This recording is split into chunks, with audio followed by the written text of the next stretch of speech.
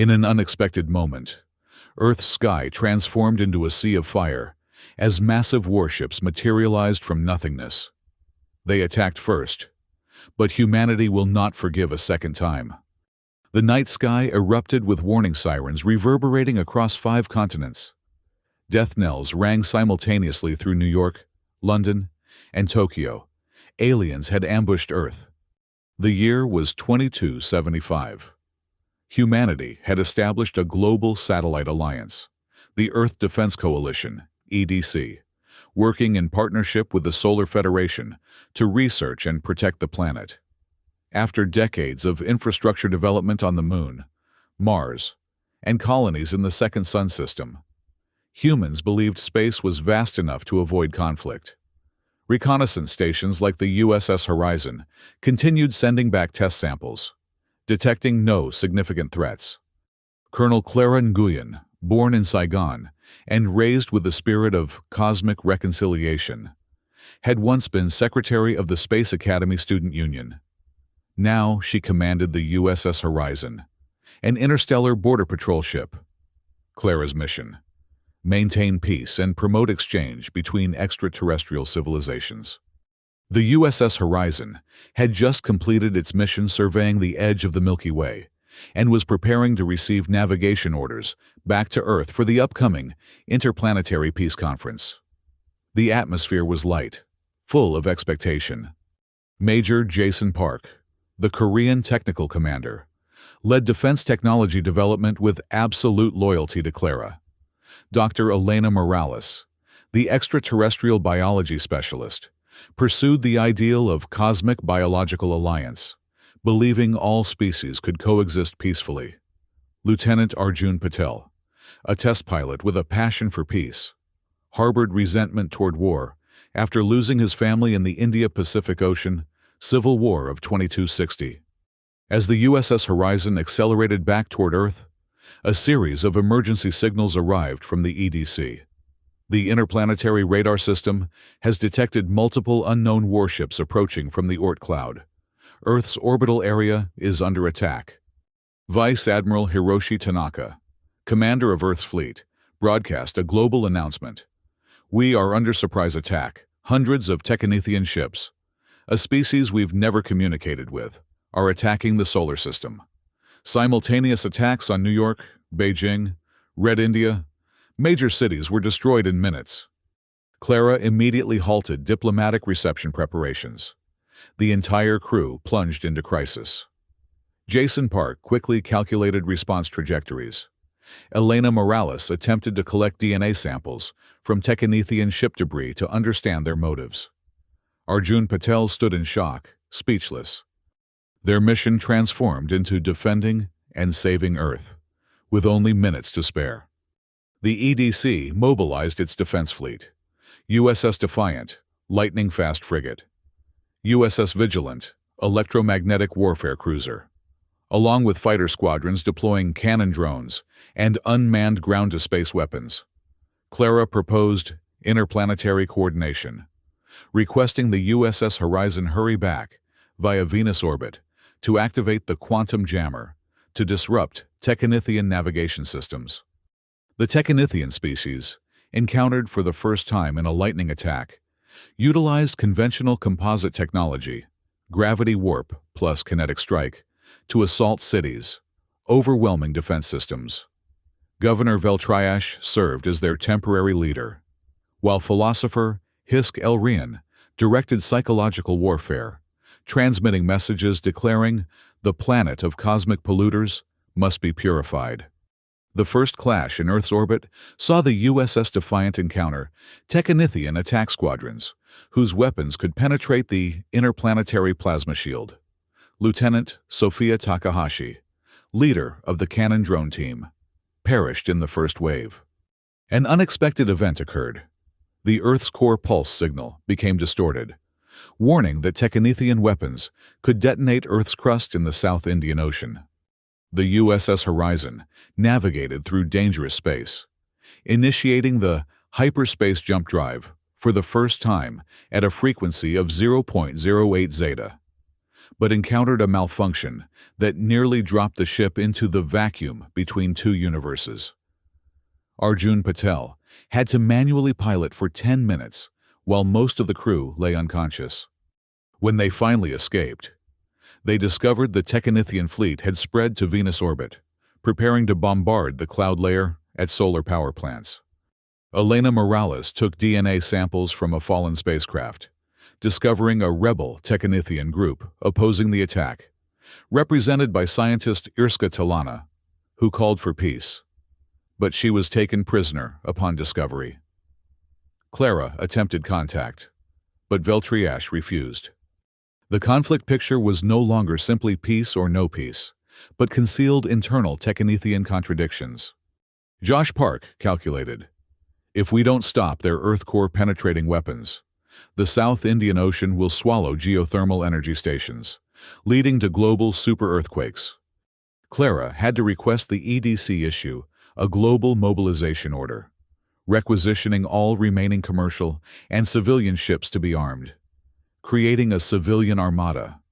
Conflict arose within the EDC when Defense Minister Dr. Anika Malhotra argued with Clara.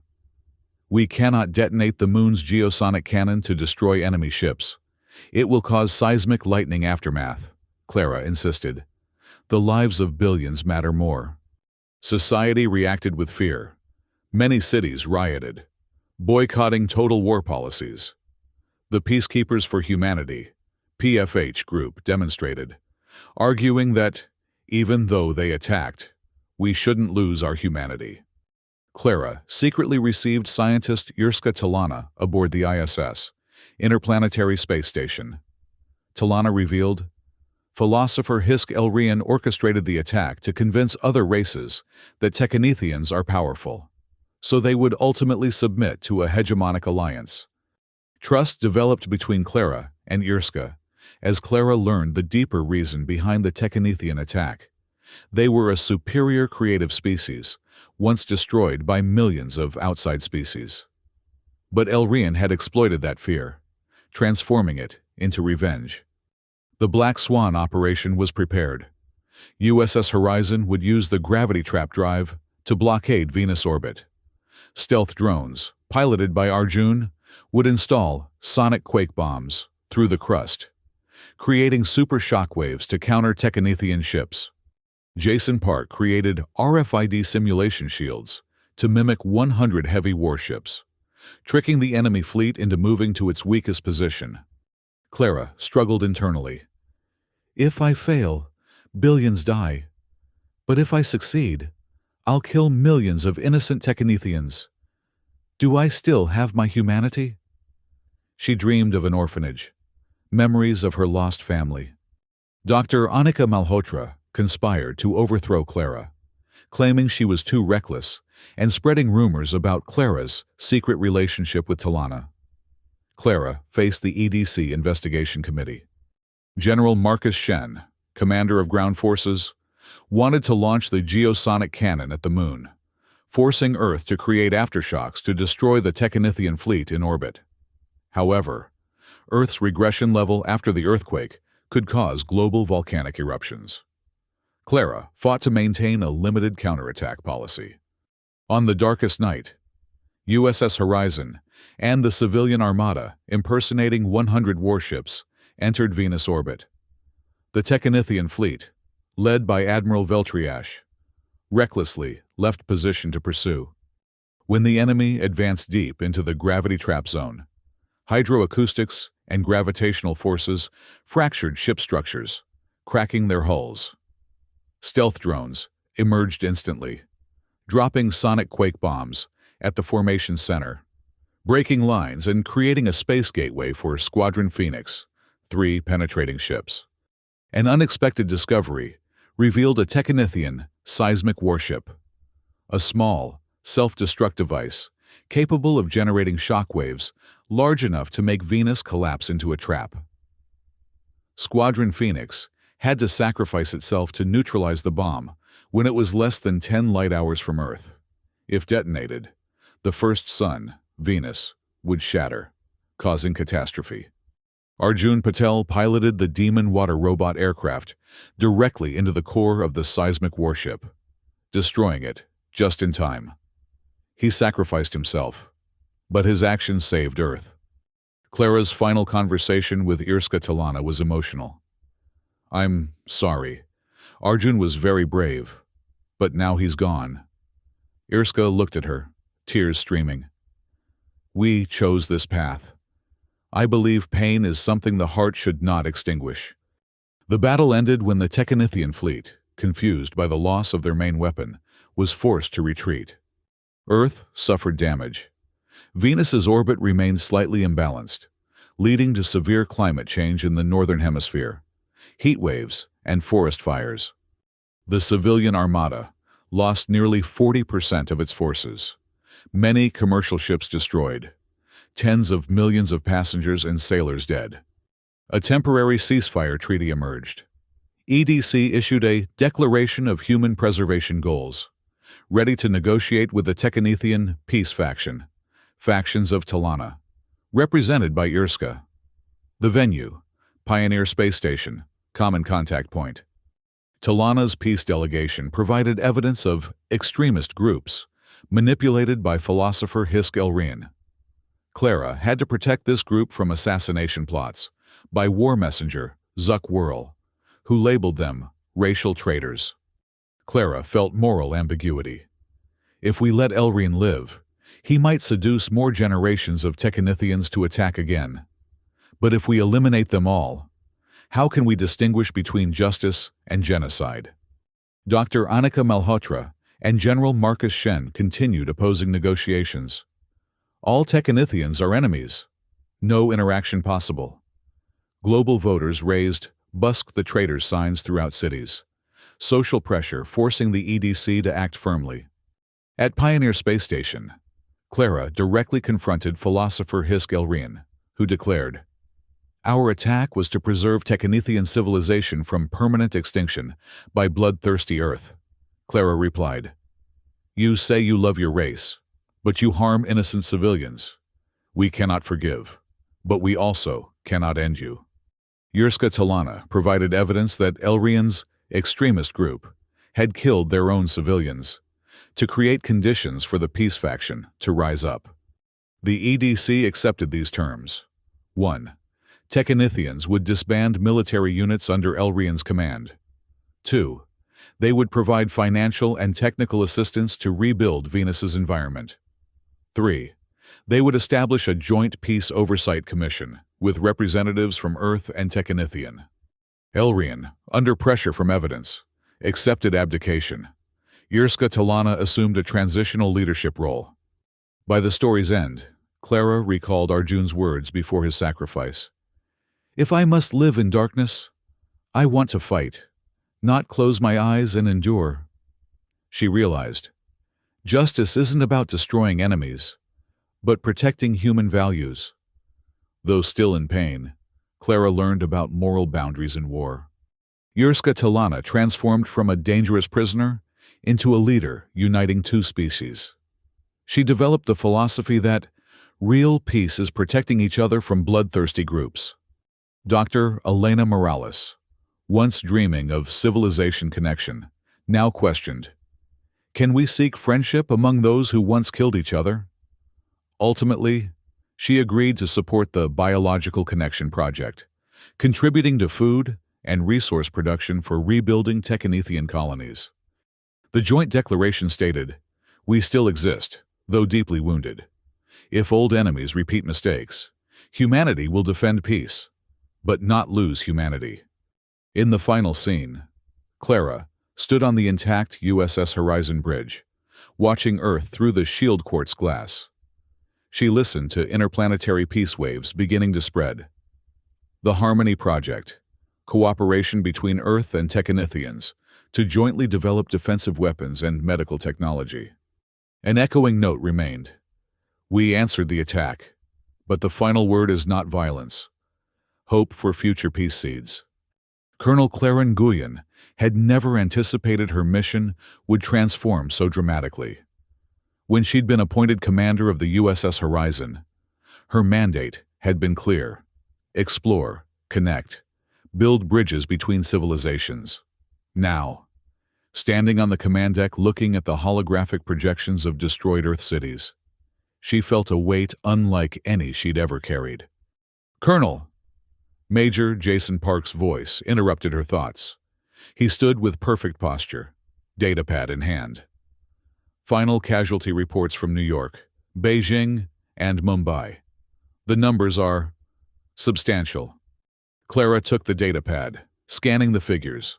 Billions dead in the first wave alone. Entire metropolitan centers reduced to craters. She fought to maintain her composure. "And the Technithian fleet? Current position?" she asked, her voice steady despite the turmoil within. "Holding at Venus orbit, Colonel. They appear to be regrouping, likely preparing for a second wave." Jason's expression remained neutral, but Clara had known him long enough to recognize the tension in his jaw. Lieutenant Arjun Patel entered the bridge, his usually cheerful demeanor replaced by a haunted look. Clara remembered his file. He'd lost his entire family during the India-Pacific Ocean Civil War. Now, he was witnessing devastation on an even greater scale. "The Phoenix Squadron is prepped and ready, Colonel," he reported, "though I'm not sure what good a few fighter crafts will do against those behemoths. Every defense matters now." "Lieutenant," Clara replied, "we'll need every ship, every weapon, every strategy we can muster." Dr. Elena Morales appeared on the communication screen, her laboratory visible behind her. "Colonel, I've analyzed the biological samples from the Technithian debris. Their DNA structure is unlike anything in our databases. Triple helix configuration with adaptive regenerative properties. They evolved in conditions we can barely comprehend." Clara nodded. "Does that give us any tactical advantage?" "Not immediately," Elena admitted. "But I've detected something interesting. Genetic markers, suggesting subgroups within their species. Not all Technithians may share the same biological imperatives, or even ideologies." This sparked something in Clara's mind. If the Technithians weren't a monolithic force, perhaps there was room for negotiation, even in the midst of this catastrophe. "Continue your analysis, Dr. Morales. Look for any weakness, any opportunity to understand them better." Clara turned to her command crew. "We need to coordinate with Earth's remaining defense forces. The EDC will be mobilizing everything they have." Vice Admiral Hiroshi Tanaka's face appeared on the main view screen, his expression grim. "Colonel Nguyen, we're initiating Protocol Omega. Every civilian vessel with hyperspace capability is being commandeered and armed. I need the Horizon to return immediately to assist with coordination." "With respect, Admiral," Clara countered, "we're in a unique position here at the edge of the system. We might be able to flank the Technithian forces, deploy the quantum jammer to disrupt their navigation systems." Tanaka considered this. "You have 12 hours to implement your strategy, Colonel. After that, I need you back in Earth orbit. The fate of our species may depend on it." As the communication ended, Clara felt the weight of responsibility pressing down on her. 12 hours to develop a plan that might save billions of lives. She remembered her childhood in Saigon, the stories her grandmother had told of ancient conflicts, and the wisdom gained through them. "Major Park, prepare a simulation of Venus's gravitational field. Lieutenant Patel, I want our stealth drones ready for deployment. We're going to give the Technithians something they don't expect." As her crew rushed to comply, Clara stared at the tactical display showing Earth's wounds glowing red against the blue planet. "This time," she whispered to herself, "humanity fights back." Meanwhile, aboard the Technithian command vessel, Governor Veltriash observed the destruction they had wrought with cold satisfaction.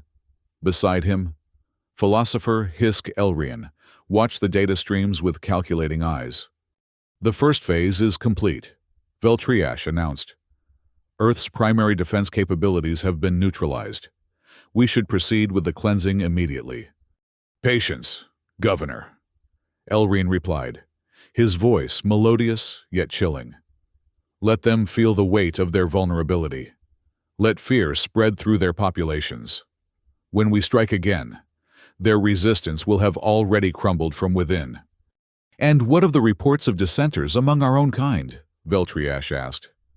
Scientist Talana and her faction grow more vocal. Elrian's expression hardened. "Arrest them all. Their sympathy for lesser species makes them traitors to our evolutionary destiny. The universe belongs to the Technithian future, not to primitive carbon-based polluters." Unbeknownst to them, scientist Irska Talana was already transmitting encrypted messages to any Earth vessel capable of receiving them. Her hands trembled as she worked, knowing discovery meant certain death. This attack was not sanctioned by all Technithians. Her message read, "Many of us oppose Elrian's philosophy of conquest. If humanity wishes to survive, find me. Together we might prevent genocide." Back on the horizon, Clara's tactical team had developed a daring plan. Using Venus's gravitational field, they would create a funnel effect, drawing the Technithian fleet into a carefully orchestrated trap. The Horizon would deploy its experimental gravity trap drive, creating a localized distortion that would disable the enemy vessel's propulsion systems. "It's risky," Jason Park admitted. "The gravity trap has never been tested at this scale. We could just as easily trap ourselves." "And if we do nothing, Earth falls," Clara responded. "Sometimes the greatest risk is taking no risk at all." As they approached Venus orbit, the Horizon's sensors detected a faint transmission, heavily encrypted, but definitely not of Earth origin. "Colonel, you need to see this." Communications Officer Lydia Wong called out. "It's coming from within the Technithian fleet." Clara read Irska Talana's message, hope and suspicion warring within her. This could be genuine, or an elaborate trap. "Respond with caution," she ordered. "Request proof of sincerity and specific intelligence on fleet movements." The reply came swiftly. Detailed schematics of Technithian ships, their weapon systems, and a critical piece of information, the location of their seismic planet-killer weapon, capable of fracturing Earth's crust and triggering catastrophic tectonic activity. "This changes everything," Clara murmured, studying the data. "If this seismic warship targets the South Indian Ocean fault lines, it could trigger chain reactions throughout Earth's mantle." Dr. Elena Morales joined the strategic meeting, her expertise suddenly critical. "The weapon appears to function by generating focused gravitational waves that penetrate planetary crusts. If it's detonated, the resulting earthquakes would dwarf anything in human history." "Can we neutralize it?" Clara asked. Jason Park analyzed the schematics. "Potentially, yes. But we'd need to get close, dangerously close. And we'd need a delivery system for our sonic quake countermeasures." All eyes turned to Arjun Patel, the Horizon's best pilot. "The stealth drones could do it," he said quietly. "But they'd need manual guidance once inside the Technithian defensive perimeter. Automated systems would be detected and neutralized." "You're talking about a suicide mission," Clara stated flatly. Arjun's eyes reflected determination born from personal loss. "If it means stopping another genocide, I volunteer." Clara felt a chill run through her. "Let's explore all options before we make that decision. In the meantime, we need to coordinate with Admiral Tanaka and the civilian armada they're assembling."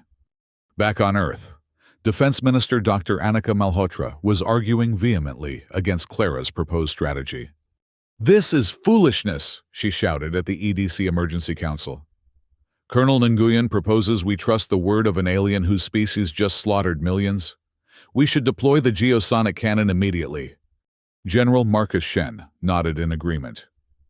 The geosonic cannon could destabilize the moon's orbit enough to create a gravitational shockwave.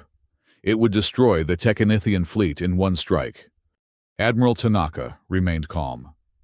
And it would also create seismic aftershocks that could trigger volcanic eruptions across Earth. The cure might be worse than the disease. "General." "What disease is worse than extinction?" Malhotra demanded. Outside EDC headquarters, Thousands of protesters had gathered. Some carried signs demanding peace negotiations. Others called for total war against the Technethians. Society was fracturing under pressure, just as philosopher Elrian had predicted. Clara received news of the political turmoil with resignation. She had expected resistance, but not outright accusations of treason. "They're saying I'm compromised," she told Jason Park as they prepared the gravity trap drive. "That my communications with scientist Talana indicate sympathies with the enemy." "People fear what they don't understand," Jason replied, his focus unwavering as he calibrated the drive. "And right now, nobody understands the Technethians except perhaps you." Clara appreciated his loyalty, but wondered if he was right. Did she understand the Technethians? Or was she projecting her own hopes for peace onto a species fundamentally different from humanity? The question haunted her as they finalized preparations for what they had codenamed Operation Black Swan. The USS Horizon, along with a small fleet of disguised civilian vessels equipped with RFID simulation shields, would create the illusion of a massive counterattack. This would draw the Technethian forces into the gravity well they had prepared, where their ships would be momentarily immobilized. "In that window of vulnerability," Clara explained to her command crew, "Squadron Phoenix will penetrate their defenses and deliver the sonic quake bombs directly to the seismic warship." "And if they detect our true numbers before entering the trap?" asked Security Chief Omar Kazemi. "Then we fight conventionally and hope Earth's main fleet arrives in time," Clara answered honestly. "This is our best chance, not our only one." As the operation commenced, Clara established a secure channel to scientist Yurska Talana, who had managed to escape detection thus far. "Why are you helping us?" Clara asked directly. "Your people clearly view us as inferior." Yurska's alien features were difficult to read, but her voice conveyed emotion. "Not all of us. Elrian preaches that Technethians are the pinnacle of evolution, destined to cleanse the universe of polluting species. But many of us see this as genocide, not destiny." "He's convinced your people they're under threat," Clara observed. "Because once we were," Yurska explained. "Millions of cycles ago, our ancestors faced extinction from a now-vanished race. Elrian manipulates that historical trauma, transforming defense into aggression. He will not stop with Earth." The conversation strengthened Clara's resolve. This wasn't merely about saving humanity. It was about preventing a wave of destruction that could engulf countless civilizations. As the USS Horizon led its makeshift fleet toward Venus, Clara thought of all that was at stake. Not just lives, but the very soul of humanity. If they responded to genocide with genocide, what would remain worth saving? The Technethian fleet detected their approach exactly as planned. Believing they faced a substantial Earth counterattack, they repositioned to engage, slowly moving into the gravity trap zone. "They're taking the bait," Jason Park reported, tension evident in his voice. "Gravity trap activation in 3, 2, 1. The space around Venus rippled as the experimental drive engaged. Invisible waves of distorted gravity enveloped the leading edge of the Technethian fleet. Ships suddenly lurched, their propulsion systems fighting against the localized changes in spatial physics. "Now," Clara ordered, "deploy Squadron Phoenix." 3 sleek vessels detached from the horizon, their stealth technology rendering them nearly invisible against the backdrop of Venus's swirling clouds. Arjun Patel led the squadron, his hands steady on the controls despite knowing what likely awaited him. "We have confirmation," Communications Officer Wong announced. "The seismic warship has been identified. Coordinates transmitted to Squadron Phoenix." Clara watched the tactical display, her heart pounding as the small dots representing Phoenix Squadron penetrated deep into enemy territory. They were committed now. There was no turning back. Aboard his craft, Arjun navigated through a maze of disabled Technethian vessels. The gravity trap had worked better than expected, creating a window of opportunity. But he knew it wouldn't last long. Approaching target, he reported. Visual confirmation of seismic warship. It's massive. The planet killer dwarfed his small craft, its crystalline structure pulsing with energy as it prepared to unleash devastation on Earth. Sonic quake bombs armed and ready, Arjun continued. But there's a problem. The deployment zone is shielded. We'll need to breach the outer hull to place the bombs directly on the core mechanism. Clara closed her eyes briefly, understanding what this meant. Lieutenant Patel, we can abort. Find another way. Negative, Colonel, came the calm reply. There is no other way, and we're out of time. The weapon is powering up. On the horizon's bridge, a somber silence fell as they realized what was about to happen. It's been an honor serving with you all, Arjun said. Especially you, Colonel Nguyen. You showed me that peace is worth fighting for, even when it seems impossible. Clara struggled to maintain her composure.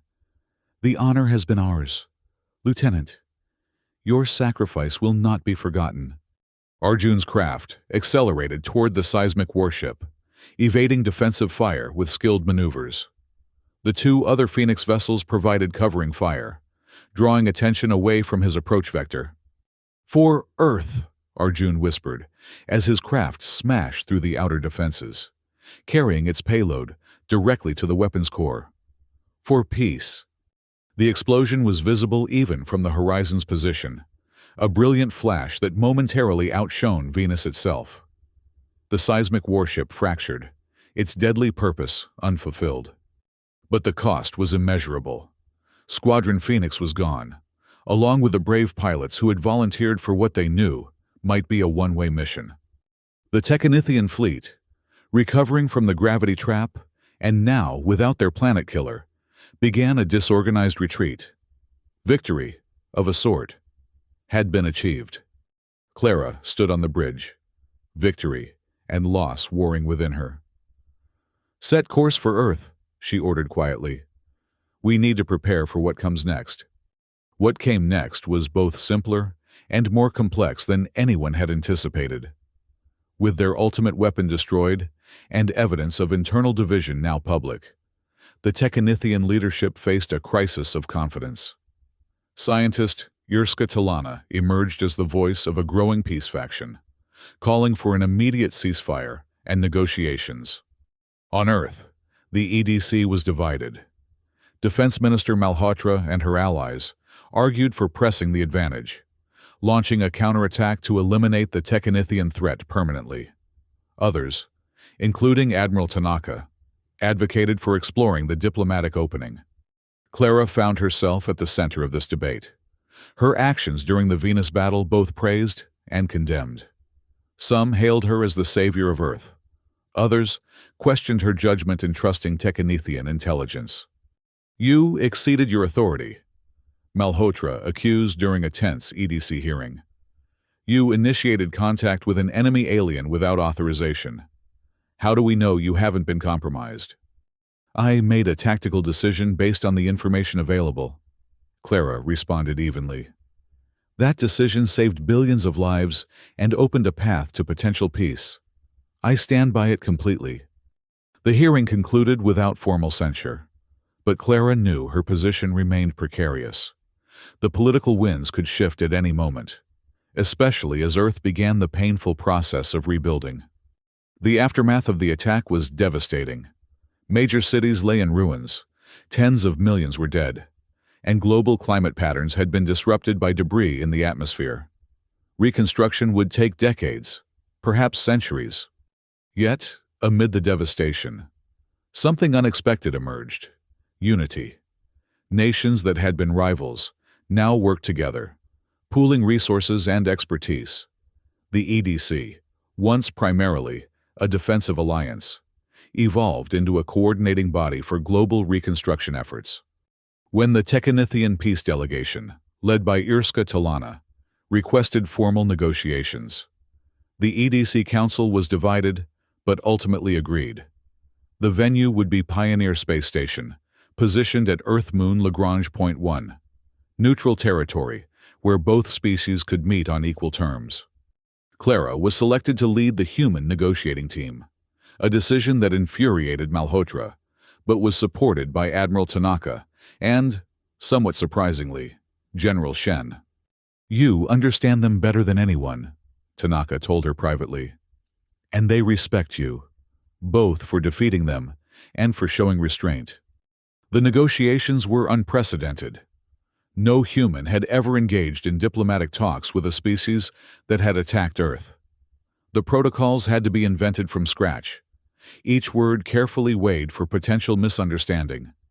Yurska Talana proved to be a skilled diplomat, navigating the complex currents of Tekkenethian politics while demonstrating genuine remorse for the attack on Earth. "My people were misled," she explained during one session. "Philosopher Elrian exploited our ancestral fears, convincing many that preemptive attacks were our only salvation." "And now," Clara asked, "what does your society believe?" "We are divided," Yurska admitted. "Some still follow Elrian's philosophy. Others see the attack on Earth as a catastrophic mistake. The balance is shifting, but slowly." The negotiations faced constant threats, both external and internal. Extremist factions on both sides attempted to sabotage the talks. Earth protesters brandished signs reading, "No peace with genocidal aliens," and "Remember New York." On the Tekkenethian side, a group calling themselves purists denounced Irska as a traitor to their evolutionary destiny. Most dangerous was war messenger Zuck Whirl, a fanatical follower of philosopher Elrian, who had pledged to assassinate Irska and any Tekkenethian who sought peace with inferior species. Clara's security team uncovered 3 separate assassination plots, each more sophisticated than the last. Despite these challenges, progress was made. A framework agreement emerged. The Tekkenethians would disband military units loyal to Elrian, provide technological and material assistance for Earth's reconstruction, and join a joint oversight commission to prevent future conflicts. In return, Earth would not seek retribution against the Tekkenethian species as a whole, and would share certain scientific knowledge that could benefit both civilizations. The most contentious issue remained the fate of philosopher Hisk Elrian himself. Many humans demanded his surrender and trial for crimes against humanity. The Tekkenethian peace faction, while opposing his philosophy, was reluctant to hand over a figure still revered by many of their kind. The impasse threatened to derail the entire peace process, until Irska made a startling revelation: evidence that Elrian had orchestrated attacks against his own people, false flag operations designed to increase fear and justify his militant policies. "He sacrificed Tekkenethian civilians," Irska explained, presenting detailed documentation. "Created martyrs to fuel hatred. Is this a leader worthy of protection?" The evidence shifted the dynamic dramatically. Support for Elrian among the Tekkenethians crumbled, and he was eventually removed from power and placed under what humans might call house arrest, confined to a Tekkenethian sanctuary world where he could do no further harm. With this final obstacle removed, the peace accord was formalized. It wasn't perfect. No treaty negotiated under such circumstances could be. But it represented something profound: the possibility of reconciliation even after devastating conflict. As Clara affixed her signature to the document alongside Irska Talana, she thought of Arjun Patel and his final words: "If I must live in darkness, I want to fight, not close my eyes and endure." They had fought, not just with weapons, but with courage and conviction and, ultimately, compassion. The darkness had not consumed them. In the months that followed, implementation of the accord faced numerous challenges. Rebuilding Earth's devastated regions required resources beyond anything previously mobilized. The Tekkenethian technological assistance proved invaluable, particularly in areas like rapid construction and environmental remediation. Dr. Elena Morales led a groundbreaking project that combined human and Tekkenethian biological science to develop new methods for restoring damaged ecosystems. Her initial skepticism about cooperation had evolved into cautious optimism. "We are different species with different evolutionary paths," she observed during a presentation to the EDC Council. "But science transcends biology. In our shared quest for knowledge, we may find common ground." Major Jason Park, promoted to colonel following Clara's elevation to admiral, oversaw the integration of compatible Technithian defensive technologies into Earth security systems. His methodical approach helped overcome technical challenges, as well as the distrust many military personnel still harbored. "Trust is earned through actions, not words," he told his team. "We verify everything, but we also acknowledge when verification confirms good faith." Defense Minister Malhotra remained a vocal critic of the peace process, arguing that Earth was making itself vulnerable to future attacks. Her influence gradually waned as reconstruction progressed, and the benefits of cooperation became more apparent. General Shen, initially aligned with Malhotra's hardline position, underwent a more nuanced evolution in his thinking. After visiting Venus to observe joint human-Technithian efforts to stabilize its orbit, he returned with a changed perspective. "They could have destroyed our entire solar system," he confided to Clara during a private meeting. "Instead, they're helping us rebuild it. Perhaps there is wisdom in your approach after all, Admiral." For Clara, now serving as Earth's primary liaison to the Technithian peace government, the journey had been transformative. The idealistic young officer, who had once dreamed of peaceful cosmic exchange, had been tested by fire, forced to make impossible choices, and emerged with a deeper understanding of both humanity and the universe it inhabited. She often thought of Arjun, wondering what he would make of the peace they had forged from the ashes of conflict.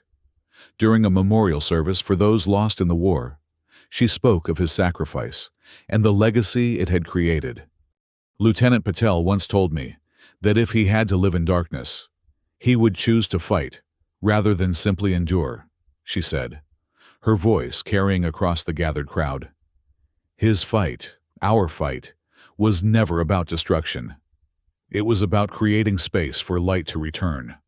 Today, as we honor those we lost, we also honor what they died protecting. Not just our lives, but our capacity for compassion, for growth, for peace even in the face of overwhelming provocation. The Harmony Project, a joint initiative to develop technologies benefiting both species, became the embodiment of this vision.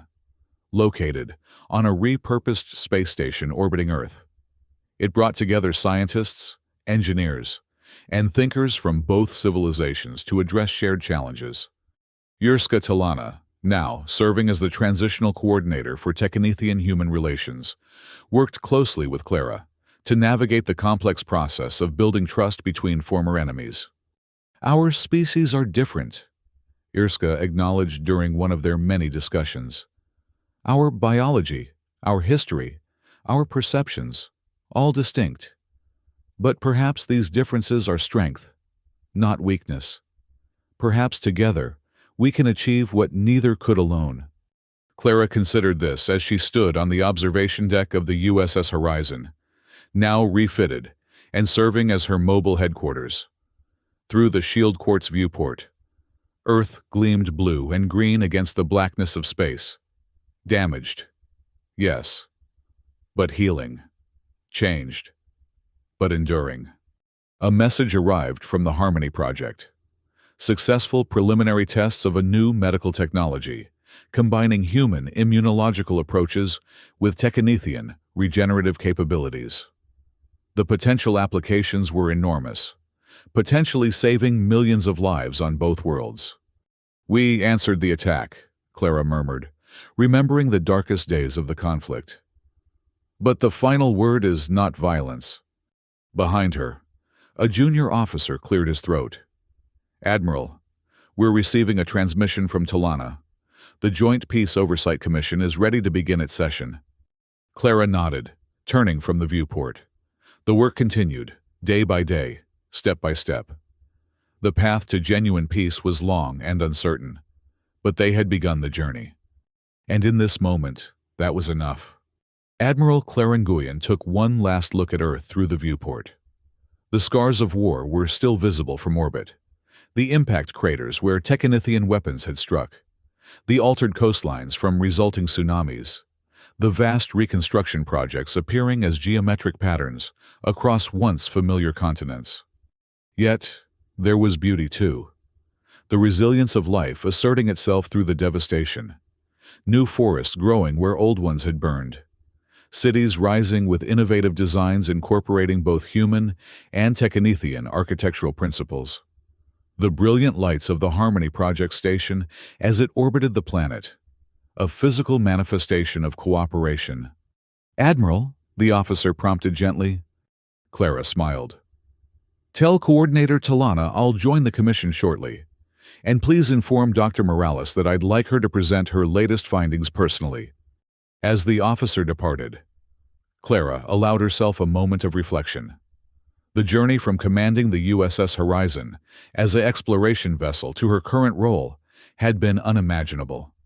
She had witnessed humanity's darkest hour and its remarkable capacity for adaptation and forgiveness. The Joint Peace Oversight Commission session would address several challenges: ongoing tensions in regions most affected by the attack, integration of Technithian technical assistance without creating dependency, and preparations for the first cultural exchange program. There were still those on both sides who opposed the peace. On Earth, the movement calling themselves Remember and Avenge held regular demonstrations demanding punitive actions against all Technithians. Among the aliens, disciples of Elrian's philosophy continued to spread messages of species supremacy and eventual conquest. But with each passing month, these voices grew less prominent as tangible benefits of cooperation became apparent. The advanced medical technologies alone had saved countless lives, treating conditions previously considered untreatable. Clara gathered her notes and prepared to depart for the commission meeting. As she did, a notification appeared on her personal device, a message from Jason Park, now overseeing security for the Harmony Project. "Breakthrough in gravitational stabilization," it read. "Venus orbit correction proceeding ahead of schedule. Northern Hemisphere climate models showing improvement. We're making a difference. Admiral." Clara felt a surge of pride and hope. This was why they had fought so hard, not just to survive, but to create something better from the aftermath of disaster. The commission meeting took place in a chamber specially designed for human-Technithian interaction, with environmental controls accommodating both species' biological needs. As Clara entered, she saw Irska Talana already present, engaged in conversation with Dr. Elena Morales. The two had formed an unexpected partnership, combining Elena's expertise in human biology with Irska's knowledge of Technithian biological systems. Together, they had developed therapies that accelerated healing in wounded humans and helped Technithians adapt to Earth-normal conditions. "Admiral Nguyen," Irska greeted her, the translation system perfectly rendering her complex vocalizations into human speech. Dr. Morales was just sharing remarkable progress on the bioregeneration project. Elena nodded enthusiastically. "We've successfully adapted Technithian regenerative proteins to human cellular structures. Early trials show 70% acceleration in healing rates for severe injuries." "That's extraordinary," Clara responded, genuinely impressed. "Applications for both civilian medicine and treating those still suffering from war injuries?" "Precisely," Elena confirmed. "And the process works in reverse as well. Human immunological approaches are helping Technithians overcome vulnerabilities in their triple helix system." As other commission members arrived, representatives from Earth's various regions and delegates from different Technithian faction groups, Clara observed the interactions with satisfaction. Professional, respectful, focused on shared goals rather than past grievances. The formal session began with status reports on reconstruction efforts. Images displayed showed the rebuilding of New York, the restoration of Beijing's historical districts, and innovative new urban centers rising from the ruins of Mumbai. Alongside these, data visualization showed economic recovery trends, still fragile but steadily improving. The integration of Technetian gravitational control technology has accelerated infrastructure development by approximately 40%, reported economic advisor Kwame Ose. However, we're facing challenges in training enough personnel to operate these systems independently. Yurska Talana acknowledged the concern. We propose expanding the technical education program to include more Earth institutions. Our engineers are prepared to develop simplified interfaces, more intuitive for human operators. The discussion continued, addressing challenges frankly, but constructively. When tensions arose, as they inevitably did when discussing resource allocation or security protocols, the framework they had established provided paths to resolution. During a break in proceedings, Clara found herself standing with Irska near a viewport overlooking Earth. "Sometimes I still can't believe we're here," Clara admitted quietly. "After everything that happened, that we found a way forward." Irska's expression was difficult for human eyes to interpret, but her voice carried emotion the translation system conveyed clearly. "There were many among my people who believed Elrine's teaching that different species could never truly understand each other, that conflict was inevitable. Many humans believe the same," Clara acknowledged. "Some still do. Yet here we stand," Irska observed, "working together to heal wounds neither of us could heal alone."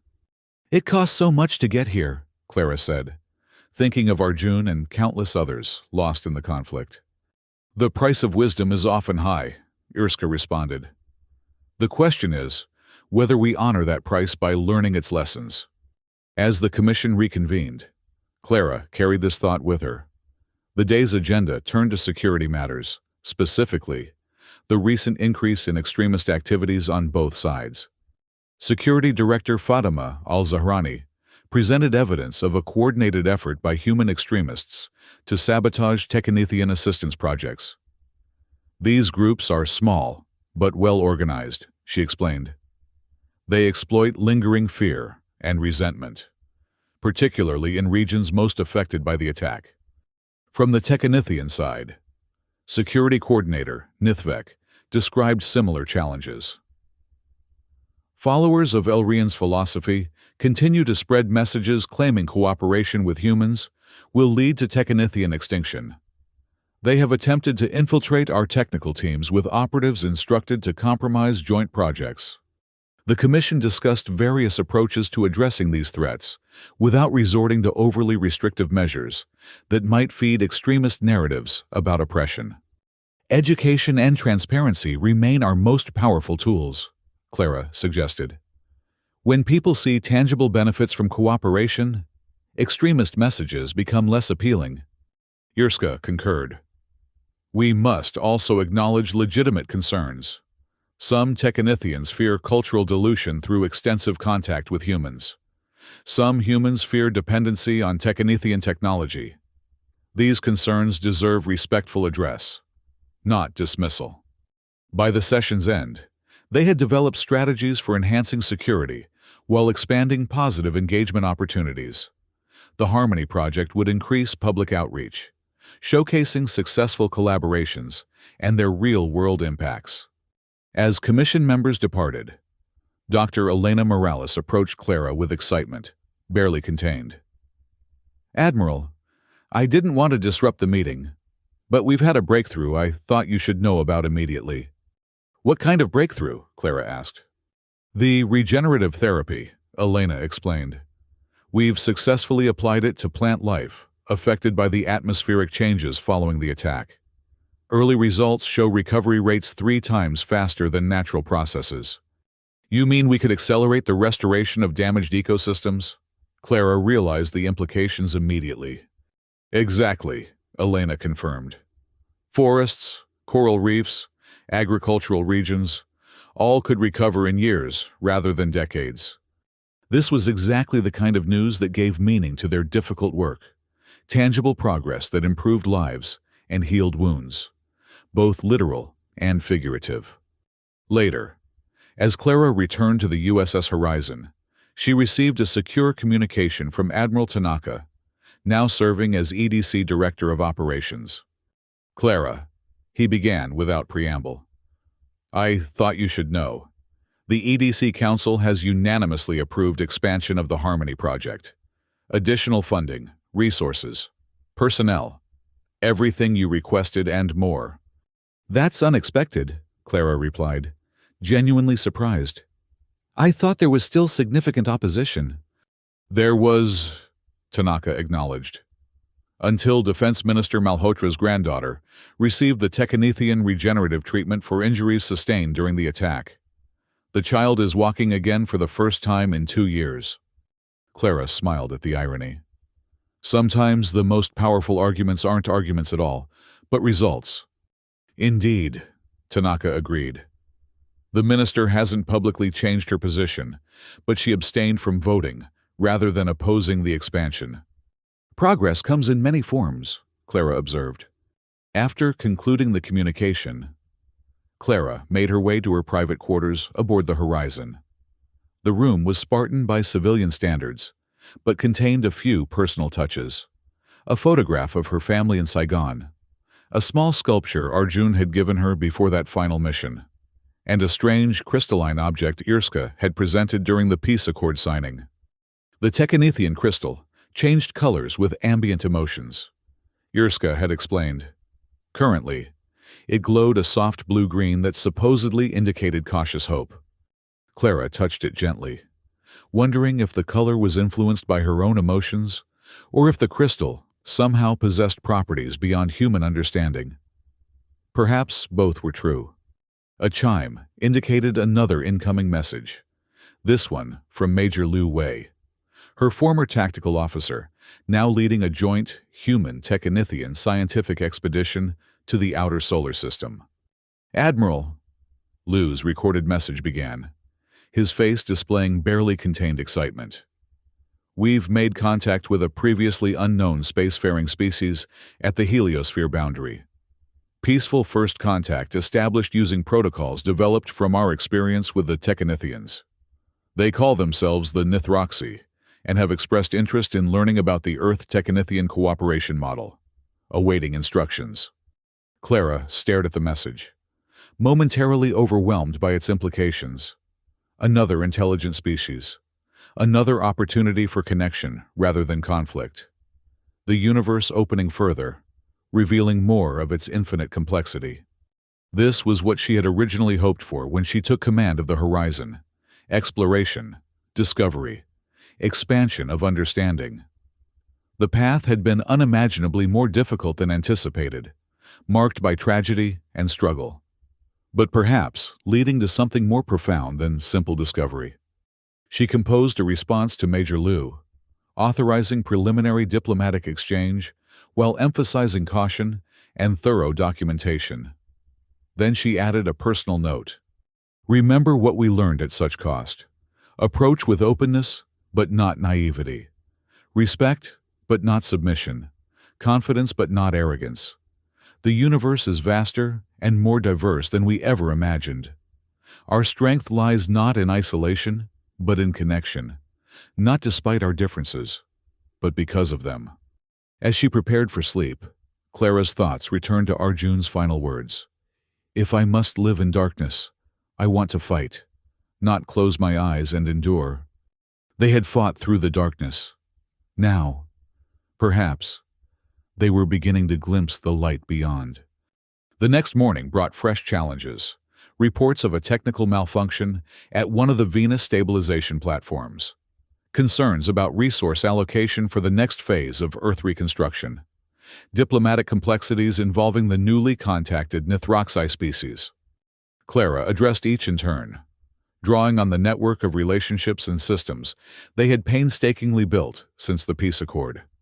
Where once there would have been only human expertise to call upon, now Technetian specialists joined the efforts, bringing complementary perspectives and technologies. Standing on the Horizon's bridge, Clara watched Earth rotate slowly below, its blue-green surface now marked with the geometric patterns of reconstruction. Scars remained, visible even from orbit, but they were gradually being incorporated into the planet's new face, rather than defining it. "We answered the attack," she murmured to herself. But the final word is not violence.